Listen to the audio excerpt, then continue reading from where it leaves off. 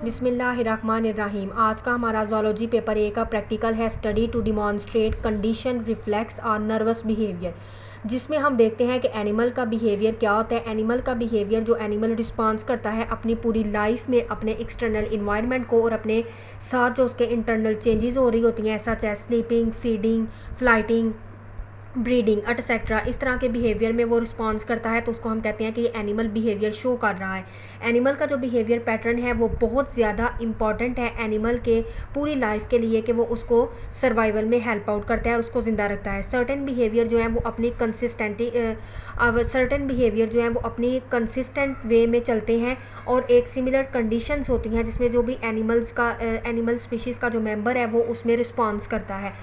इसमें ये जो एनिमल्स का बिहेवियर होता है वो उसका डिपेंड करता है उसके हेरिडिटरी मेकअप के ऊपर।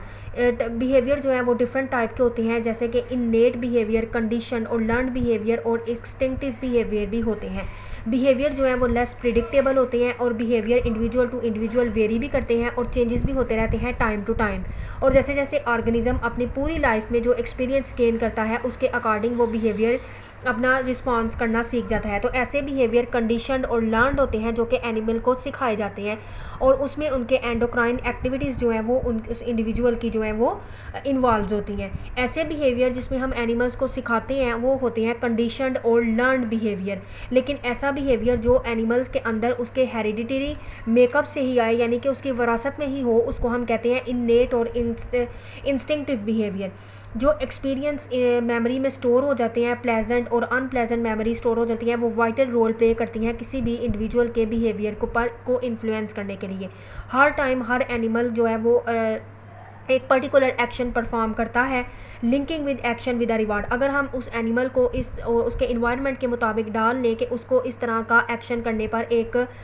जो है वो मिलेगा, रिवार्ड मिलेगा, तो वो उस रिवार्ड से सीख जाता है। जैसे कि आपने एग्जांपल्स पढ़ी भी होंगी नर्वस सिस्टम बिहेवियर, इसमें कंडीशन और इसके इंस्टिंक्टिव बिहेवियर में, तो आपने जो है वो सबसे मोस्ट जो इम्पॉर्टेंट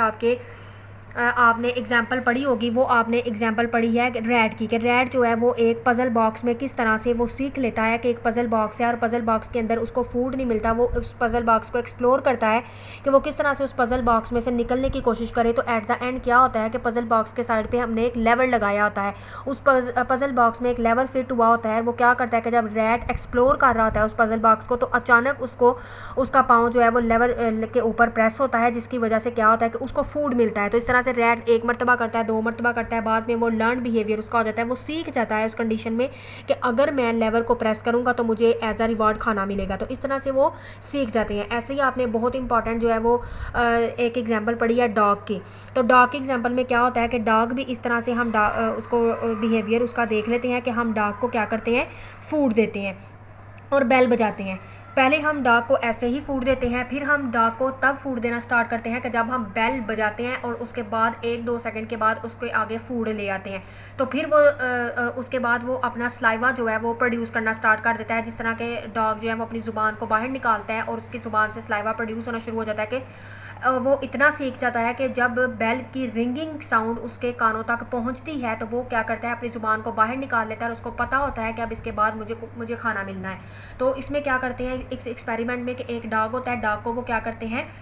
कि पहले बेल बजाते हैं, बेल बजने के बाद डॉग को खाना देते हैं, जिसकी वजह से डॉग उस बिहेवियर को सीख चुका होता है कि जब बेल बजेगी तो मुझे खाना मिलेगा, इससे पहले कि अभी खाना उसके सामने नहीं आया होता। और डॉग ये सीख चुका होता है कि अभी सिर्फ बेल ही बजती है और वो अपनी ज़ुबान बाहर निकाल लेता है और उसका स्लाइवा प्रोड्यूस होना शुरू हो जाता है। तो इस कंडीशन में उसने क्या किया, लर्न कर लिया है कि जैसे ही वो बेल के साथ रिलेट कर गया। इसी तरह से आप बबन्स को देखें, मंकीज़ को देखें, आपने उनको एक कंटेनर में बंद कर दिया है और उस बबन्स के पास वहाँ पर कोई खाने के लिए एक चीज़ नहीं है। तो आप क्या करेंगे कि आपने छत के सीलिंग फ़ैन के साथ आपने बनानाज लटका दिए हैं। अब वो खुद ही सीखते हैं अपनी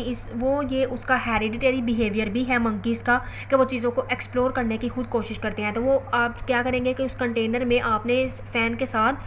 सीलिंग के साथ या फ़ैन के साथ आपने छत के साथ आपने कुछ बनानाज हैंग कर दिए और आप देखेंगे कि वो क्या करेगा, उधर उसी बंद कंटेनर में आपने एक साइड पे कुछ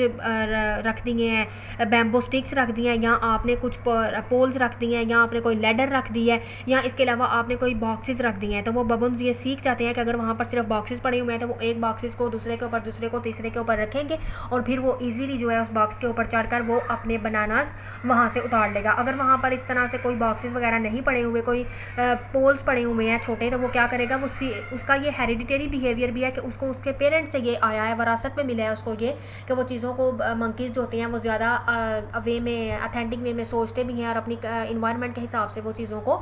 देखकर उनको अपने प्रॉब्लम का सलूशन निकाल लेते हैं कि वो उन बैम्बो पोल्स को जोड़ेगा और सीलिंग फ़ैन के साथ से छत से सीलिंग से वो जो है बनानास को हासिल कर लेगा। तो इस तरह से ये जो है बिहेवियर होते हैं एनिमल के, जिनको हम स्टडी करते हैं। ऐसे ह्यूमन बीइंग के अंदर, स्पेशली गर्ल्स के अंदर ये होता है कि जब भी वो किसी टेस्टी फूड को, स्पाइसी फूड्स को देखते हैं, लेमन्स वगैरह को, जैसे कि उन्होंने इधर एग्जांपल भी दी हुई है, तो वो स्पाइसी फूड्स, लेमन्स, इमली वगैरह को देखते हैं तो उनके अंदर स्लाइवा, ज़ुबान में, उनके माउथ में स्लाइवा प्रोड्यूस होना शुरू हो जाता है कि इमली, लेमन और दूसरे स्पाइसी फूड का जस्ट हम नेम ही लेते हैं तो हमारे अंदर मुंह में पानी आना शुरू हो जाता है। इसका मतलब कि हमारे जो टेस्ट हमारे सिमिलर है हम उनके साथ, कि उन खाने का जायका, उसके टेस्ट के साथ हम जो है वो हमें जानते हैं, हमारे नर्वस सिस्टम में वो मेमोरी में स्टोर है कि इसका टेस्ट ऐसा होगा, जिसकी वजह से हमारे जो टेस्ट बर्ड्स हैं वो स्लाइवा प्रोड्यूस करना स्टार्ट कर देते हैं। तो इसी तरह से जो एक ये जो मैंने आपको डॉग की एग्जांपल दिया है, तो डॉग की एग्जांपल में